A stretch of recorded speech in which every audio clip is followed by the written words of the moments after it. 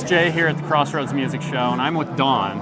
And she, even at noon, she's got a pretty full bag here. She's going to show us a couple things that she has in here. Dawn, tell us a little about your first pick here. Cheap Thrills, Big Brother and the Holding Company, okay, it's like Janice. This. You can't ever go wrong with Janice from Big Brother and the Holding Company to her solo days. And do you not have this? Not yet. No, not yet. That's so great. Not yet. So the record shows are where I fill in my collections. Yeah. I've been collecting since I was 8. And did you ever stop in the years that vinyl was like invisible? Well, yes and no. Okay, I slowed down because 5 children take a toll on your life. Yeah. But I always knew when my children were cleaning their room or supposed to be cleaning their room because Little Willie by the Sweet is on the record player in their bedroom. Okay, so you have some other goodies in here. Yes.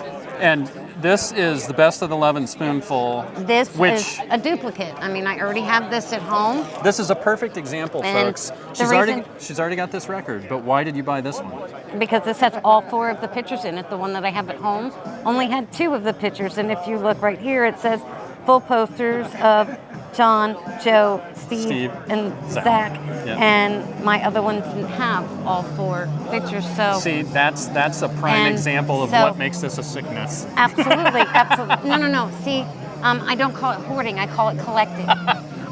There's a difference. I just told Rob and his family that I call it curating my vinyl collection. Oh yes, no, I'm collecting. I'm not hoarding. Yeah. So one more here that we wanted to talk about. I'll hold these for you. Oh, okay. So I'm a Zappa guy, and there are a lot of Zappa folks out here. And this is a live FM broadcast from the Palladium in 1977. Absolutely. Have you heard this before? Not for a good many years. Yeah, it's been a while. But, back in the day, I grew up in the 70s. It was a wonderful time. I think there are 2 kinds of people in the world. I think there are those that like Zappa and those that don't get Even him if at you all. don't like Zappa, you have to have an appreciation for who he is and what he does. Absolutely. This man is so smart. Yeah. Did you see the new documentary about him? Not yet, but I'm going to. It's very good. I'm going to. It's like, and growing up on the East Coast, it was amazing. I mean, my first concert was at the Philadelphia Spectrum. It was the Christmas concert of 1976. Oh, how cool. It was amazing. How cool. I was only 16. I don't know how I got my dad to let me go.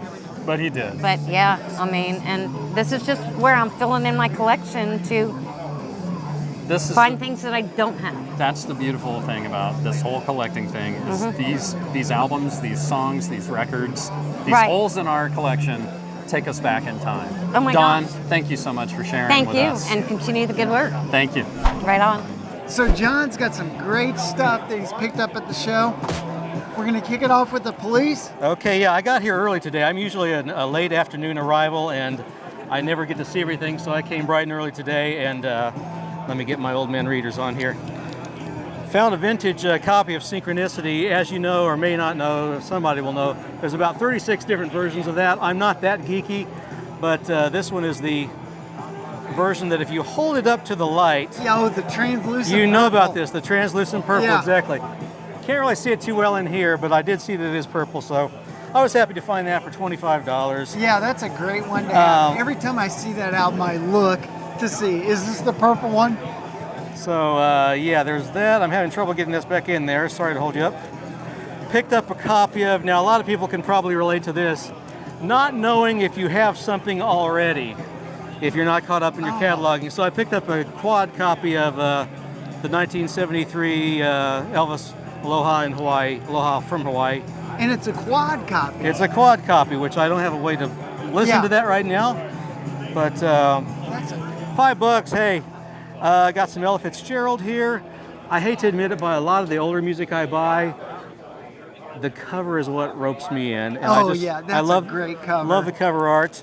I'm really into a lot of older music, so all of this is Frank Sinatra. All of it's Frank Sinatra? $5 a piece, except for this first one, which is $10.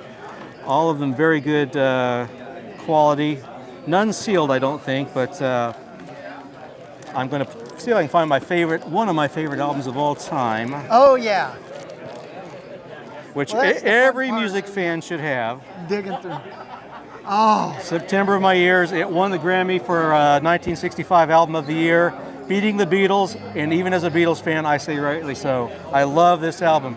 Everybody gets September of My Years, whether it's in mono or stereo. Other things I got earlier, I quickly could talk about, and I'll wrap it up, but I've been looking for a Star Wars box set of that music that was put out in the early 90s. You know, you keep mental wish lists for decades sometimes, especially if you worked in a record store.